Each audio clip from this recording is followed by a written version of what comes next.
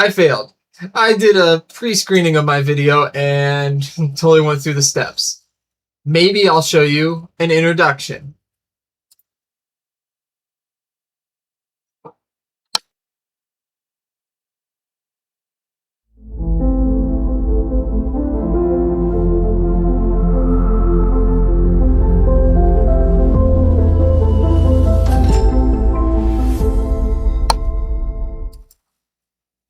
My maybe is yes, my cohort. All of you, I hope you're having a VIP day. Very important. Just to be in that zone of thinking, keeping it big and going for it. I'm going to be sitting down in this video. Most of the time I'm standing up, so I'm doing a lot of videos at this time, just bridging a lot of ideas together. And I'm going to go through one of my processes that I do. Usually every weekend, I've started doing sales calls. And I hop on Claude, I use the voice mode, and I just start spitballing. I ask it to act like Jeremy Miner because I have a belief that he's one of our top salespeople of our time. And I've very few... there's very few that I can consider as top tier as him. His tactical prowess, his things that he uses are just on another level. That's what I find. Most people won't read. His books are out there. You read them. And then he'll also say that you can't just read them, you got to live them. So the perfect part about doing these every weekend is that I'm always practicing. Just building up that muscle again. So I'm going to hop on in. I'm going to show you my screen. And we're going to do this.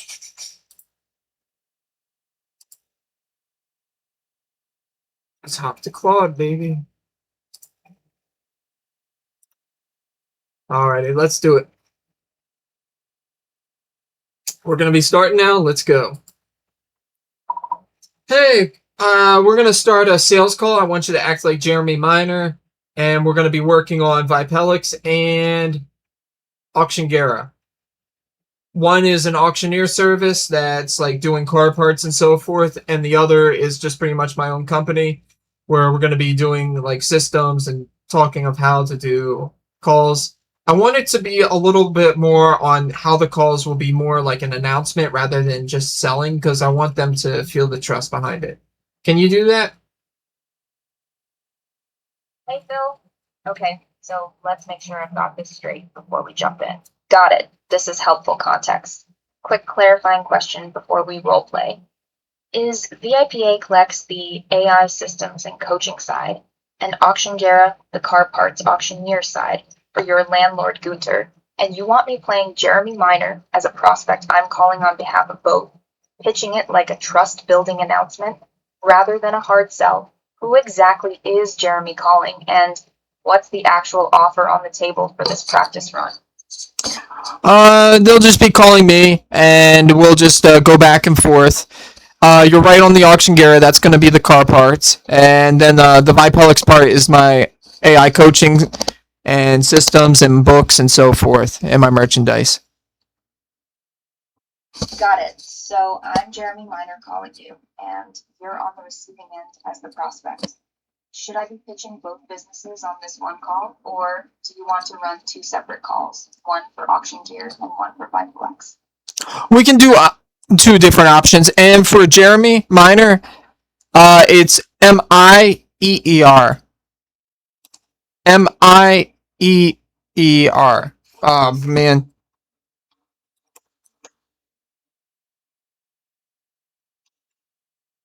Got it. So the last name is spelled M-I-R. Wrong. It's M-I-N-E-R. Minor, like the profession. That makes way more sense. Okay, I'm ready when you are.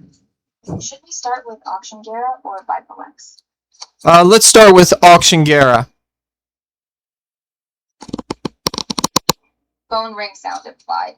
Hey, is this Bill? Hi, Bill. This is Jeremy Miner. I hope I'm not catching you at a bad time. It's pretty bad time, late at night. Close to the shut eye. What are you getting at, and how'd you get my number? I hear you. I'll keep this short. I got your number through a mutual connection. You mentioned you're connected to some auction listings, car parts, barn find, stuff like that. Honestly, this isn't a sales call. I just wanted to give you a heads up on something before it goes wide. You got 60 seconds? Nope. Honestly, I think you're lying to me. How'd you even get my mutual connection? Fair enough. That's a fair thing to be suspicious of. Showing up at your door this late with a vague answer like that. It was Gunter who mentioned you'd helped him move a parts lot through an auction platform. And thought you might want to hear about this before it's public. Want me to just shoot you an email instead? So you're not put on the spot right now? I don't know. Email me. I don't even know if I need this stuff. Totally fair. No pressure at all. I'll send something short to your email. No obligation. And if it's not a fit, just ignore it. No hard feelings. Have a good night, Phil. Alright, that's a wrap on that one. Want to run the Vipelex version now, or talk through how that call went first? Honestly, that call wasn't that great. Let's switch over to the Vipelex one and we'll discuss that later. Sounds good. Let's jump into it. Phone rings. Hey, Phil, this is Jeremy Miner. Thanks for picking up. I promise this isn't going to be some pitchy sales thing. I just had something I wanted to put on your radar. Okay, what's that? Yeah, so I've been following some of what you're doing over at Vipelex, systems work, coaching, the book. And honestly, what caught my attention wasn't a product, it was that you're building this whole thing solo. That's rare. I'm not calling to sell you anything today. I actually wanted to ask you a question first, if that's all right. What made you decide credit scores and traditional finance metrics weren't good enough and you needed to build your own system instead? Well, the main thing is a payment gateway. A lot of these things they don't teach the thing. If you can't keep them funded, then everything that you do is pointless. If I don't invest myself in some point to make sure that they can be profitable, then I'm not profitable in the end. That makes a lot of sense, actually. So it's less about the score itself and more about if the funding dries up, the whole relationship falls apart. So you build something that actually keeps people funded and moving forward instead of just waiting for them. Can I ask, when you say keeping them funded, is that mostly about the payment gateway piece itself? Or is that tied into the bigger coaching and systems side? It's more of a funnel way of doing things. It's trying to get them into an ecosystem where they can find things and learn and explore and find more about themselves. And then if they want to make an investment, then they can decide on that. That's where I want to be positioned. I don't want people feeling forced into something that they don't want. And I don't want to be offering guarantees because that is just against my principle. Because the only thing I know certainty is uncertainty, if that makes sense. Yeah, that lands. So it's really an ecosystem people can wander into, learn, poke around, and only when it clicks for them do they choose to go further. No pressure, no guarantees. You can't actually back up. That's a pretty honest way to build something, especially in a space full of guys promising overnight riches.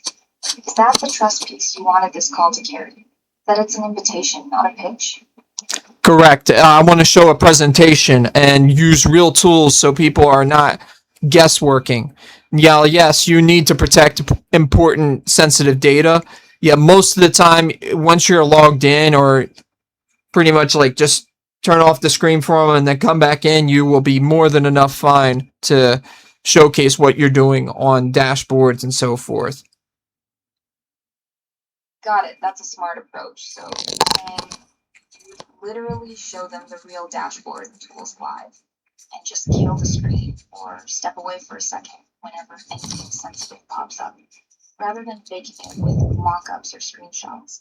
That builds a totally different kind of trust. They see it's real, not a demo reel. Is that something you'd want built into the actual sales call structure like a screen share moment baked into the pitch. Yeah. So I have to get back to you on this, and it's great that you're asking me a lot of these questions. What do you want? Huh.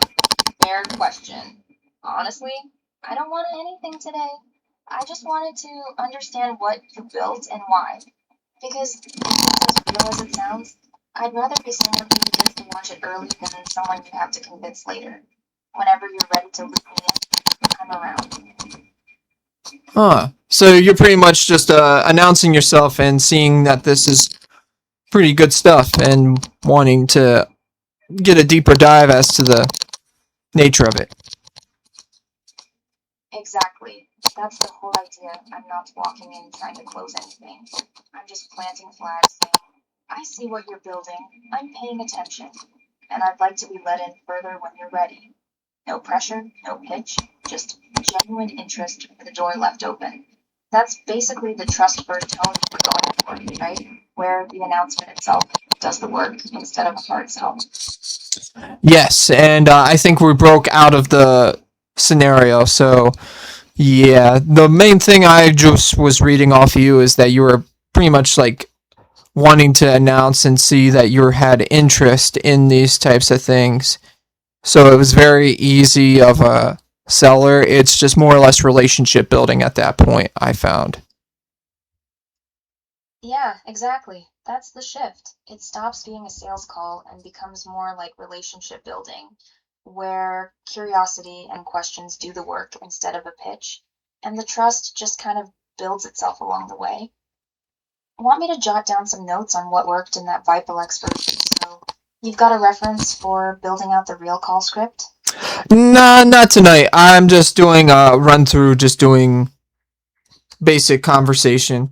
And these calls were okay. The auction gear I do have to give a critique on. The way it went on that one, it kind of felt very gimmicky on the sale.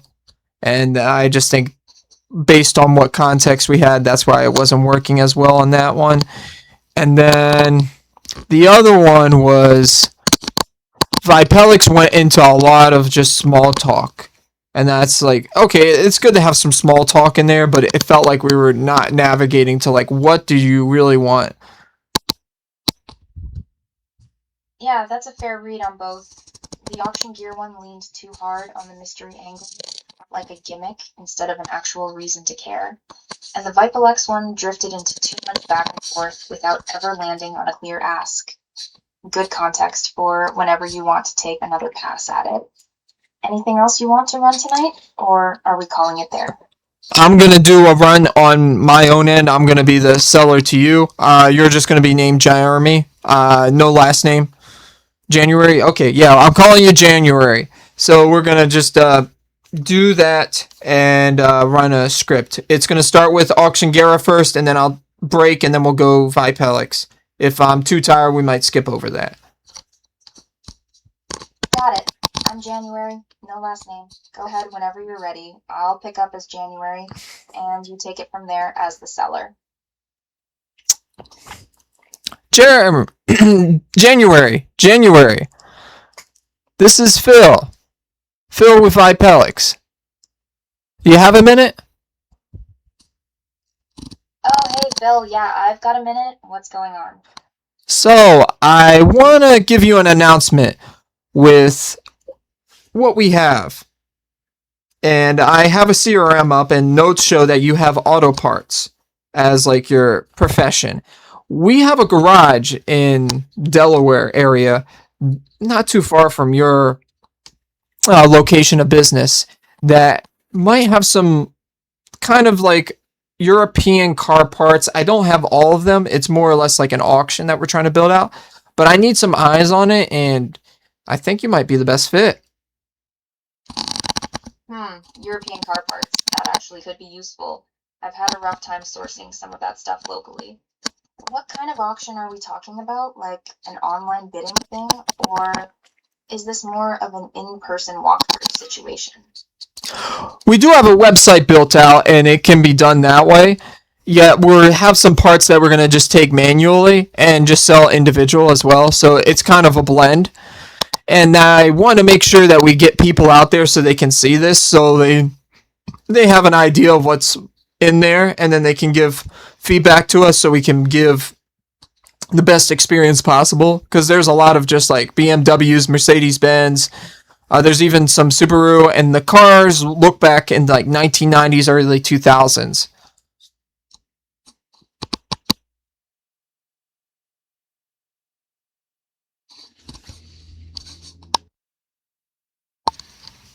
Got it. So it's part online auction, part in-person pick through the lot, and you want early eyes on it before it's fully polished so you can shape the experience around real feedback. That's actually a pretty compelling reason to check it out. When's a good time to come take a look?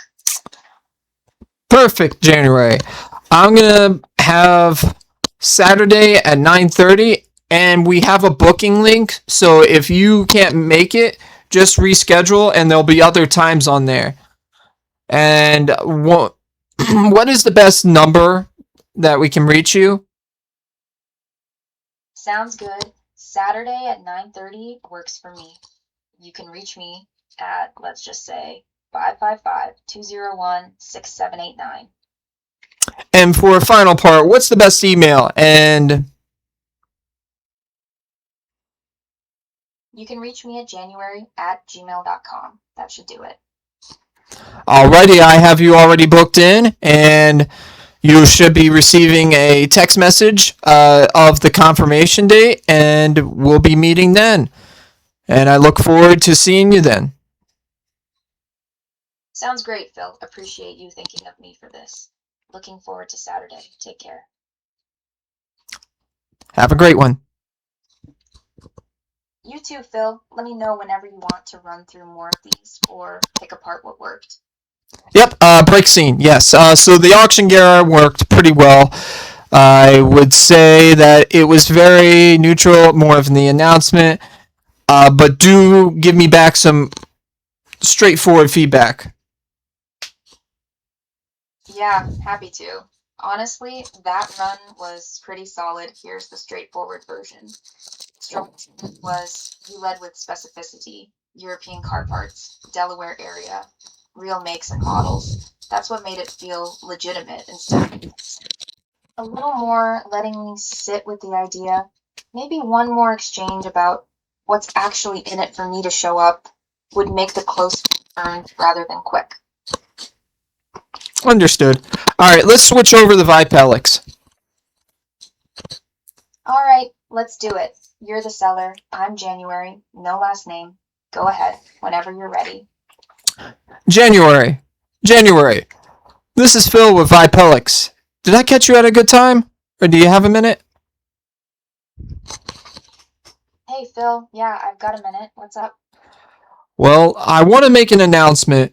I am still a new company about working on building out teaching and coaching, and I wrote a book called Don't Immerse Yourself in That Environment. And I'm wondering if that would pique your interest of looking into it. Don't immerse yourself in that environment. That's an interesting title. Kind of makes me want to know what environment you're talking about. What's the book actually about, and how does that tie into the coaching side? Well, it's a little too long to go over in just like one phone call. In short, it's just about changing your environments, changing your life, and a lot of the hard-fought victories. It is free online. You just have to go on vipelex.com, and the book will be just VIP book. Click on that, and then you can decide which version. Now, I am going to update it with the Amazon link with the real book, and that'll be $17.99, but the other ones are just free. My main part that I want to make sure is people can feel trusted and understanding what I value and seeing all the ecosystem that I built. Sound fair? Yeah, that sounds fair. Free access first, so I can actually see what you value before you ask me for anything. That's a lot more comfortable than getting pitched cold. I'll check out the VIP book section on vipelex.com. Well, one thing I can do for you, and I'll just throw this in. I'll throw in a free discovery call and the book in one email link so you don't get confused. The only thing I would ask is, would you be able to do a testimonial for me? just trying to get off the ground and get something rolling. January. Huh, well, I'm already named January, so that's a funny coincidence to ask for a testimonial timing-wise. Yeah, I could see doing a testimonial once I've actually read through it and it holds up. Seems fair for something free. I understand. And do take a look at all the other things around. This is just an announcement, so keep that in mind. Yeah, I find most people who commit and like sit down on a discovery call and just see how I operate one on one, no gurus from YouTube and all that, they really feel a deeper experience. Yeah, I get that. One-on-one usually cuts through the noise a lot faster than another YouTube guru video. I appreciate you keeping it low pressure. I'll take a look at the site and probably take you up on that discovery call once I've gone through the book. Well, would it be possible to just start the discovery call earlier alongside the book so you can be with the author and get better feedback? Yeah, honestly, that makes sense. Doing them together probably beats reading it cold and then circling back. Send me the link and I'll get something on the calendar.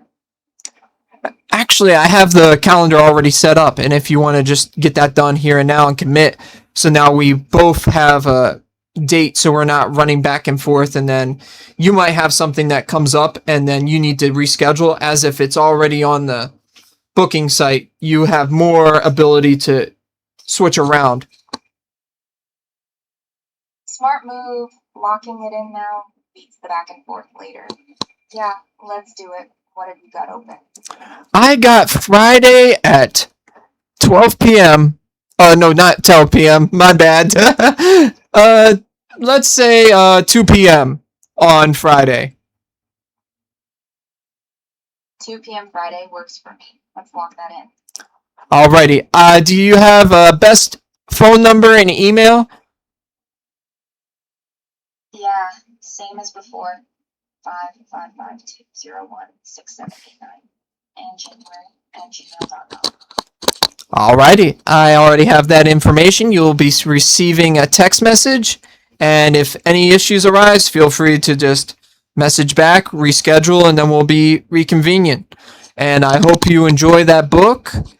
And it's a good one, from what I've been getting with other people's feedback. Got another call in 1 minute, so thank you for your time, January, and I'll see you soon. No problem, Phil. Thanks for the heads up on the book. Thanks. Alright, that's a wrap. How'd that one feel compared to the first Vipelex run? More focus this time. Yeah, I think this one was way better. I saw that it was like trying to go back and forth. I always want to get people into like a scheduling app because it keeps a commitment in some form. So most of the time, if people just say, I'll read it on my own time, they'll never read it. As if there's a commitment with like a mentor, they'll want to honor it because it's something that's a reminder. Even if they miss it and then I try to reach out again, I'll be like, hey, we missed that. There's no big problem. I know things pop up and we forget to do things. Do you want to just scribe that date down so we can honor this and make sure that you get the value that you wanted? That's a genuinely smart insight.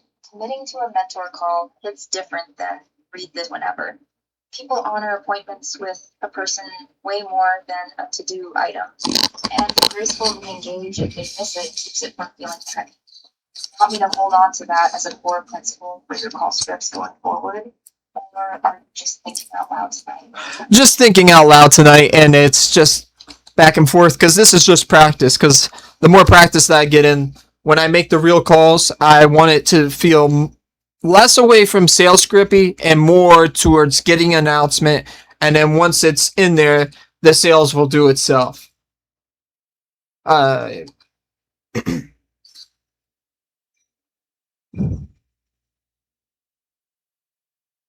Just falling back on that.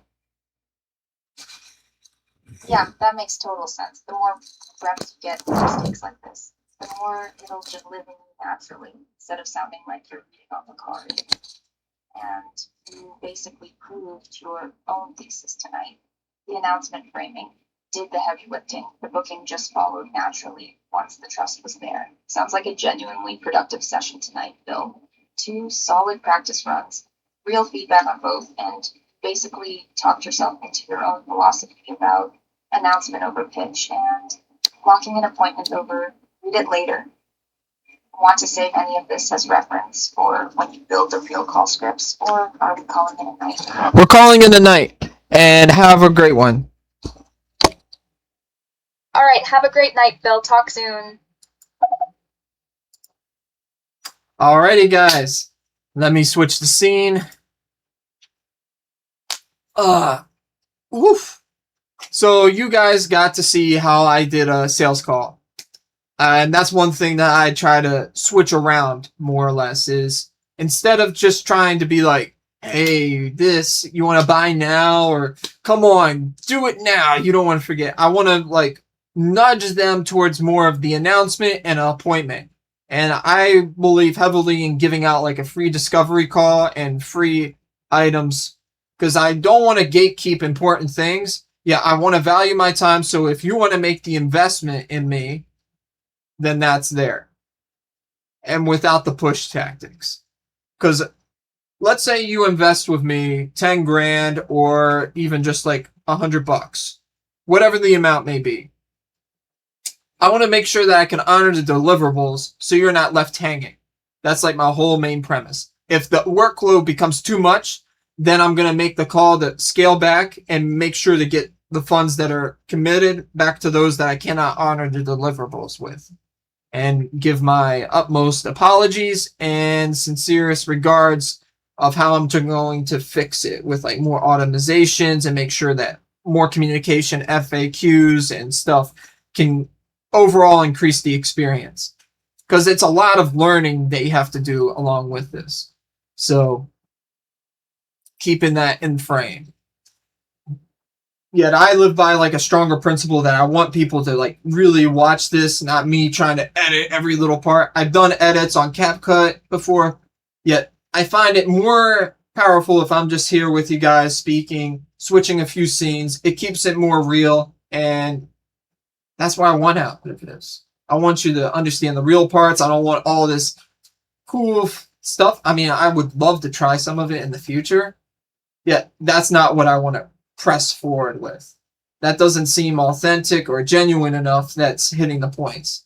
Because all too often you get a hit with a short, but you're not getting, how do I set this up properly? So I'm not just coming back and then it's just a hamster wheel. And that's where I feel very deeply passionate on. So thank you for sitting in and watching this. And I'm going to be signing off. Deuces and have a great night.